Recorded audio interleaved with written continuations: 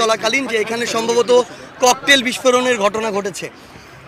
আমরা পুরো বাংলাদেশে একটা অস্থিতিশীল করার কিছু ফ্যাসিস্টদের, দোসরদের, কিছু বাংলাদেশকে নিয়ে যারা চক্রান্ত করছে, ষড়যন্ত্র করছে, তাদের একটা আমরা আস্ফালন দেখতে পাচ্ছি।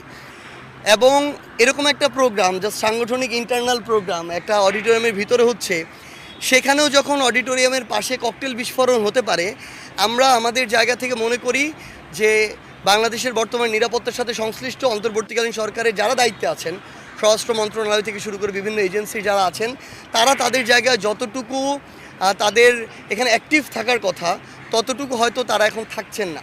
কারণ তাদের কাছে এই তথ্যগুলো আমরা প্রত্যাশা করি এবং মনে করি যে এখনই যদি তারা এতটা আস্ফালন করতে পারে, তাহলে নির্বাচনকে সামনে রেখে তারা একটা অস্থিতিশীল পরিবেশ তৈরি করার চেষ্টা করবে।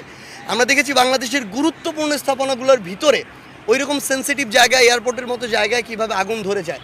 আমরা এটাকে কখনো মনে করি না এটা স্বাভাবিক প্রক্রিয়া, এটা অবশ্যই একটা চক্রান্ত বা ষড়যন্ত্রের অংশ।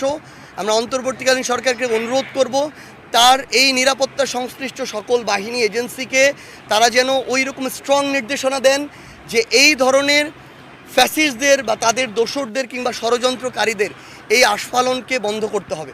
তাদের এটার জন্য যা ব্যবস্থা নেওয়ার নিতে হবে, নাহলে এই দায় অবশ্যই তাদেরকে বহন করতে হবে। না, আমি একটা জিনিস আসলে বলতে চাই, বাংলাদেশ পুলিশ এই প্রতিষ্ঠানটির সুনাম কিন্তু অভ্যুত্থানের পূর্ববর্তী সময় বা অভ্যুত্থান চলাকালীন সময় কিছুটা ক্ষুণ্ণ হয়েছিল।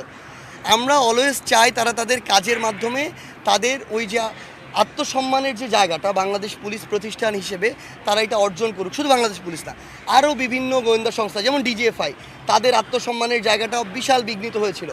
এই প্রতিষ্ঠানগুলোকে ব্যবহার করে বাংলাদেশে অনেক অনাকাঙ্ক্ষিত ঘটনা ঘটেছে। কিন্তু এই অভ্যুত্থান পরবর্তী বাংলাদেশেও আমরা যে জিনিসটা দেখতে পাচ্ছি, এই বিভিন্ন বাহিনীতে থাকা এমন অনেক মানুষ আছেন যারা এই তথ্যগুলো ওই ফ্যাসিস্টদের চক্রান্ত করার জন্য সাপ্লাই করে থাকেন। এমন অনেক মানুষ আছেন যারা তাদেরকে দলগতভাবে সার্ভ করে অভ্যুত্থানের সময় জনগণের উপর